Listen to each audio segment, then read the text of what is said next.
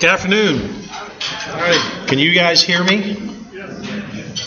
Well, thank you. Thank you, Leslie, for the introduction. You said some great things about what I wrote. Thank you guys for letting me come speak to you. It's an honor to talk about some of the work we've done. I was just talking to Leslie while we're having lunch, and she was talking about the projects I've been part of, and I just feel extremely lucky in how my career's gone. I've been fortunate enough to be in the right place at the right time over and over again. I think it's far more luck than anything that's put me in front of you guys today. I am Mark Penny. I'm the Senior Vice President for Manhattan Construction here in Dallas. Manhattan's a $1 billion a year general contractor that has offices mostly in the central U.S., Tulsa, Texas, and then we have some East Coast offices from D.C. down to Florida. Any of you ever worked with Manhattan before? Wow, great. Any of you guys attorneys? I want to gauge the crowd before I start throwing jokes out there. I did go to school at UT. I got an architectural engineering degree. I don't have a PE after my name. As you'll find, I talk a lot. And when they told me it was a written exam and I couldn't do it orally, I just walked out. So I have to live without my PE, much to my father's dismay. He keeps asking me why he paid for a 4-year education that I don't use. I keep explaining, Dad, I do good work. I still work with engineers. I just am not an engineer. So I'm not an engineer. I do talk a lot. I talk really fast. So please, if I say something that you miss, raise your hand, yell something out. This is very informal. It's not a lecture. It's supposed to be fun, informative. What I'm going to talk about today is the George W. Bush Presidential Center. It's a project that we were fortunate enough to be hired for pre-con and work all the way through the end of construction. It's a 230,000 square foot facility that honors the time frame that George W. Bush was in presidential office. How many of you have been to a presidential library? That's awesome. I had never been until we started this one. How many of you have been to the Bush Presidential Library here? How many of you have been to Bush, we call it 41, down in College Station? No whoops. No whoops. We also built that one. We are the only contractor to say we've built 2 presidential libraries out of the 13 that are currently operating. For those of you who know what a presidential library is, and I just hit that 3 times. Look at that. Okay. I'm going to start with a couple really simple models. This was how the building was built. We did have drawings, but this is the way the architect looked at it. He actually built a scaled model of the entire thing, trees and everything. It's a neat tool for them to use in terms of presenting to the client. The big struggle was when we put it on paper in 2 dimensions, it looked like a middle school, Texas middle school, just a flat building with a couple punched openings, red brick, and everybody looked at the first rendering and said, wow, that's ugly. Why are we going to spend $150 million building that? So they built the model. The model makes it look a lot nicer. This is the facility, and don't worry, there's going to be more pictures and more information on it. But let me first tell you what a presidential library is. First off, it is not a library. You can't go in and check out books. There's no little reading room that you can take the kids to or any of that stuff. The library really is, first and foremost, a facility set up to archive everything that went on during the presidency. In the 8 years that the Bush family was in office, everything that they touched, everything that they interact with is the property of the U.S. government. They came in with the clothes and they left with the same clothes. That's all they could take. Everything else they either had to buy from the government or goes into archives. Everything. So if someone sent them a rag doll, it goes into archives. They have a golf cart. They have a motorcycle. They have all the gifts of state. Every head of state sends them cool little gifts and trinkets. All of those become the property of the National Archives and Records Administration. There's 5 million emails, not one of them from President Bush, in storage. So what they do is they take these and they put these in an archival storage unit. What you see here is the first floor of the building. Underneath it is what we call the ground level floor, is a huge archival facility. It's built to protect the documents that go in it. It's got cold storage for different sources of media. It's got a massive chiller plant because obviously it's all temperature controlled, storage racks, automated storage racks. And the archivist will spend, I met with the archivist once, and I said, so how long does it take you to tag all of the documents that are in the library? And she kind of looked at me funny and she said, forever. I said, really? She goes, when I die, it will not be finished. She had just left the Clinton library and said that basically they just An archivist comes to the archives and lives there for the rest of their lives, constantly tagging and adding notes to every single document that's in there so that we, the public, can go in there and actually do research on any topic, any subject, anything that you want to get information on. Many of you just saw in the news that 5 years has passed, so the first round of information, of sensitive classified information, is being released. So the main point of the building is to archive the documents that are associated with the presidency. Up on the first floor is a public museum. So of the 225,000 square foot of building, there's only 18,000 square foot of museum space. Very limited.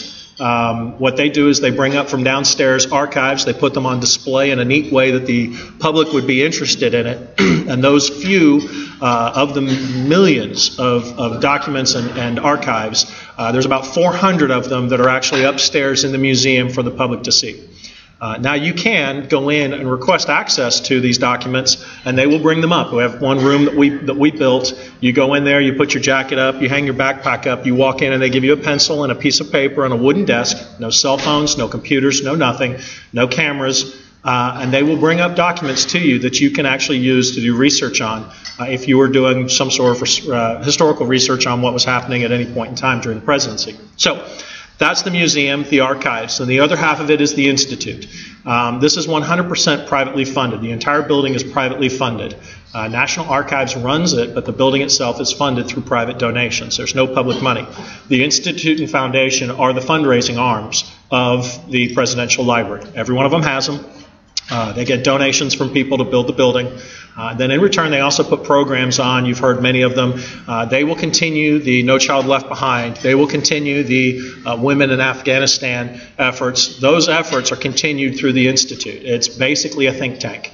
It's one of the few in the central United States, so this one is actually highly regarded and highly used. As you'll see later, there's some facilities in there that they can use for large-scale presentations like this one. It's a little bit more expensive than the Marriott is per person to have an event there. I know because we looked into it for some of our events. But it's also tied to the university, tied to SMU, so SMU uses it as a learning school as well for some of their programs. So as anybody starts, any good engineer starts, the first thing that you got to do is do a site plan, right? So they did a site plan with the building. As you can kind of generally see, the top is the road is SMU Boulevard. The green area is the forest, or they call it the entry grove. Remember, this was done by a bunch of architects. Then you've got a public entrance, which is a museum entrance. The institute entry, which is separate from the museum. They're actually separate buildings, except they're glued together. Service entrance from the freeway, and then you have robust native landscaping. We'll talk more about that, and then you have some athletic fields. The interesting thing is when you're the former president of the United States, you have some say in some things. So they put into their contract with SMU that they wanted a view corridor. That's what that little triangle is. They wanted a view from their upstairs, the third floor of the facility, which is the presidential suite. They wanted a view of downtown Dallas. So they had SMU right in there that they would not build a building that would block their view of downtown Dallas.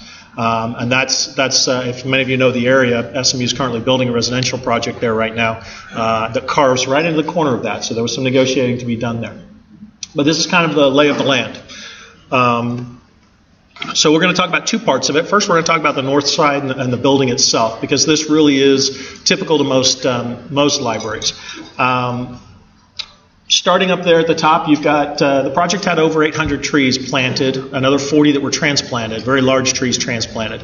The entry grove is kind of all trees. There's a realignment to SMU Boulevard. You guys are civil engineers, so most of you understand how easy it is to just realign a road. Basically, it moved and created a curve, because every good civil engineer likes a curve in their road. And we raised it 6 feet in the middle, because, again, nothing better than a hump in the middle of the road, too. So a lot of drainage, a lot of issues there. It also happens to be the primary access to the campus. So a lot of concern with how we provided access. We had to convince the SMU that it would be faster for us to shut the whole thing down and rebuild it than to try to do it one lane at a time with all those different features. So you can kind of see the trees, the parking up there, and then you come in through the entry. So if you're the public and you walk up to the building, this is what you're going to see. Many of you have already been there, and you've seen this. And this is where three-dimension really looks so much better than it did on drawings. The iconic feature of the building is the tower there. That's what they call Freedom Tower. It's basically lit full time, basically talking about the lights of freedom, you know, always burning, that type of thing. You're going to walk up to the entry. One of the interesting things about the building that many of you who have been there may have not noticed is the fact that it's bomb resistant, blast resistant. Again, you're protecting the archives of the presidency. They really could care less about the people inside. It's like your insurance company. They really just care about the stuff that's inside, not the people. So incorporated into this building is blast-resistant features all the way around the museum and the archive area, as well as waterproofing. That's the other thing. They do not allow for any water infiltration whatsoever. No roof penetrations over the museum. It can't be below grade for flooding, which is why this is on a sloped site, so that technically it's not below ground where they have the archives.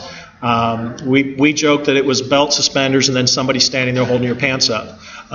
It's about as secure as you can imagine in terms of water infiltration as well as security. And all of that had to be incorporated into the Robert A.M. Stern design, which, if you don't know Robert Stern's group, they're a very high-profile designer out of New York, famous for some very nice buildings across the U.S. and actually across the world.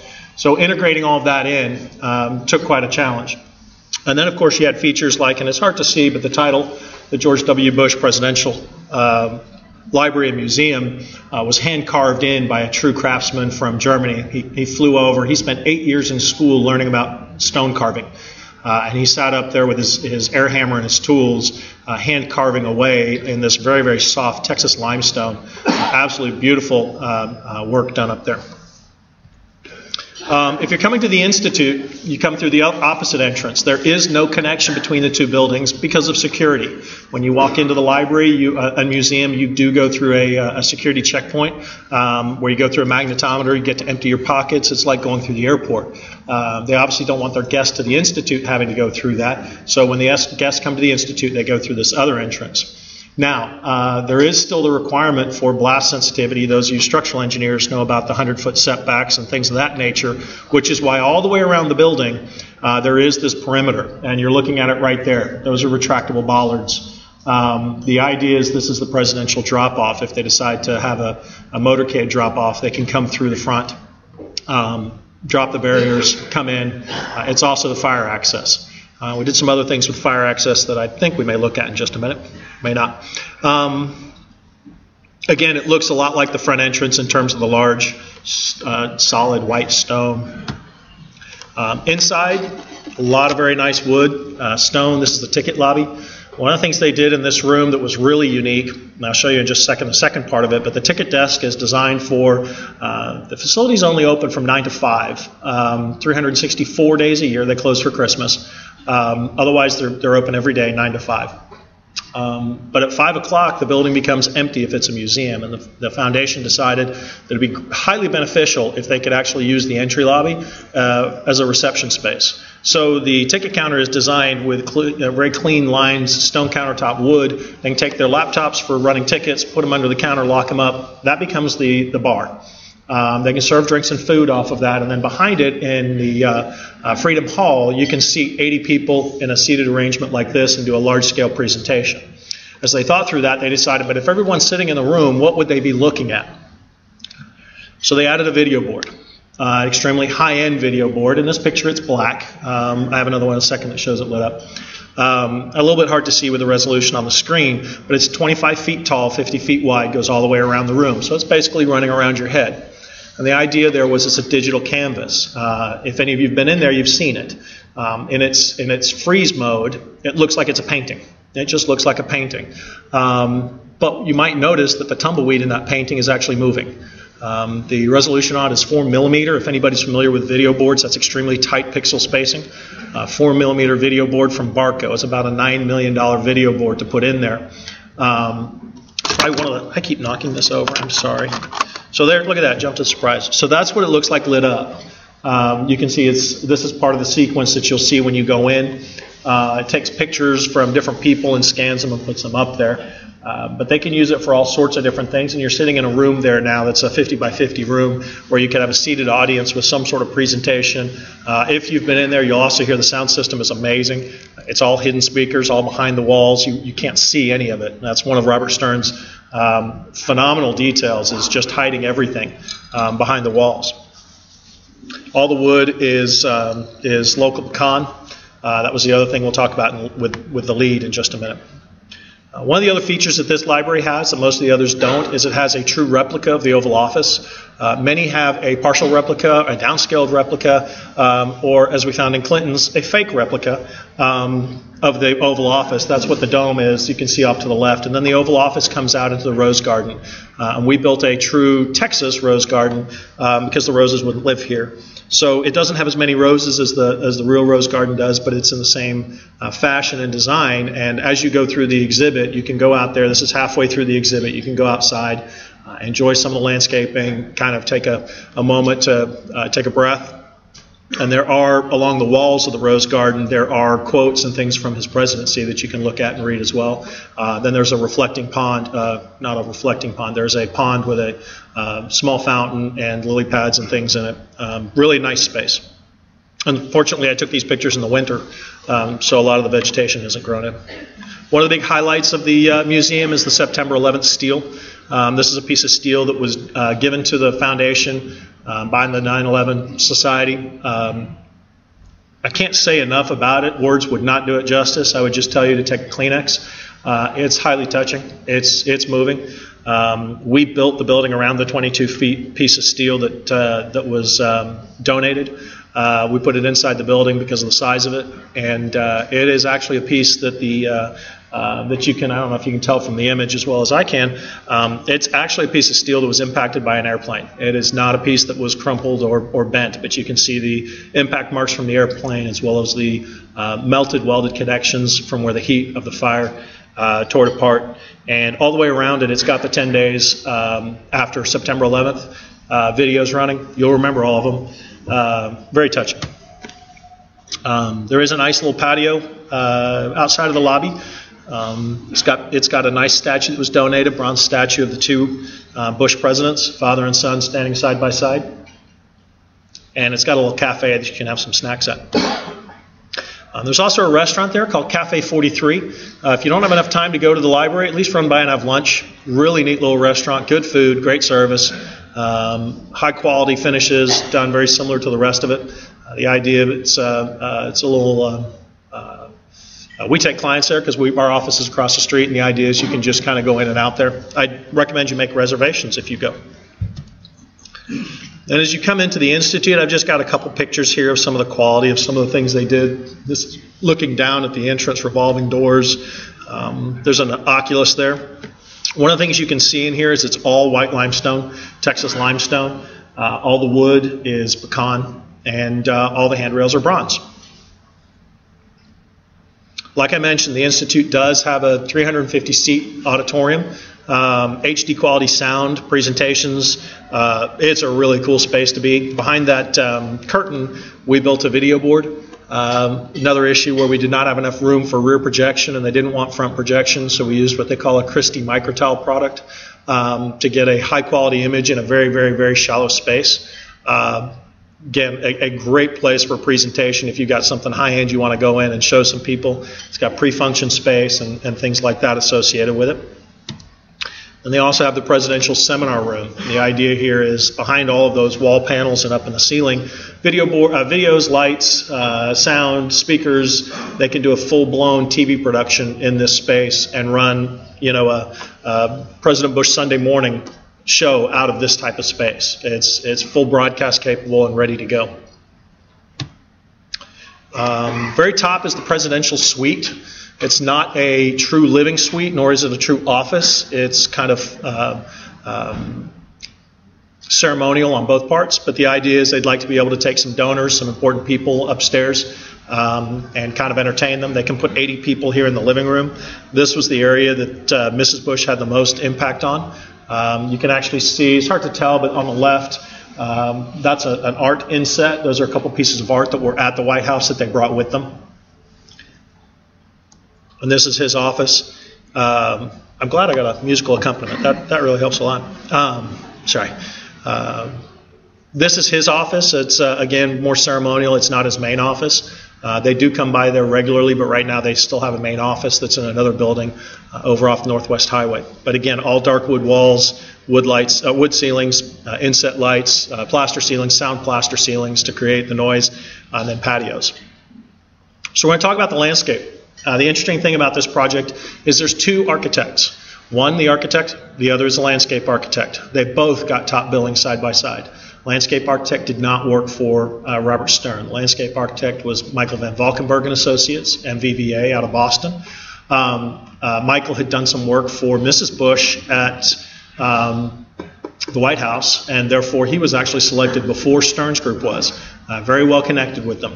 They had an idea of a 15-acre park where people could walk freely around and see native Texas plants. It's a kind of an experiment of sustainability, trying to get LEED Platinum, but more importantly, try to show people in Texas how we can do landscaping without irrigation, trying to save some water, grow some nice plants, and have a beautiful area to go into. And then, of course, they broke it up into multiple pieces: the wooded lawn, the tall grass prairie, the savanna and woodlands, wetlands, floodplains, forests. A couple things to note in this picture. The bioswale at the top, and I don't have a great picture of it, but the bioswale, for those of you civil engineers who like running water, basically the whole purpose of this was the site drains from the north to the south and runs underground past the building, but then it comes back out through a bioswale. And I didn't know what a bioswale was at the time, but a bioswale is an extremely complex thing to build when Michael Van Valkenburg designs it. Basically, we went back about 30 feet with gravel and rock, and then did in front of that about another 20 feet of natural rock that was hand-selected from the quarry to look natural, and then covered it all with about 20 feet of dirt. So that basically your stormwater runs out, comes through the gravel as a filter, and then seeps out of the rock and drips down into the bioswale. It's supposed to look like a natural formation you might get in central Texas. If you're walking around and you see it, and there's a couple pictures of it a little bit later in here, it looks like it's just a couple of rocks sticking 3 or 4 feet out. You've got to realize it goes almost 50 feet back behind that to get the water flow and everything that they wanted, because they didn't want anything rushing out and blowing things out. So it literally, through the bioswales and the seeps, it just drips out. And it covers all of the drainage. If you look around, you will not find a storm drain on this site anywhere, nor will you find a standard outfall. The cistern on the bottom, we're going to talk about that in just a little bit more, but we did a cistern made up of what I can best describe as milk crates stacked on top of each other. Instead of a single tank, because the tank would have taken so much space with the excavation, we were able to use these milk crates. They're not milk crates, but that's what I call them. Plastic crates that are about 18 inches by 18 inches, cubes. And they just stack them on top of each other, and you can create any shape you want. You just cut the ground and then start stacking them.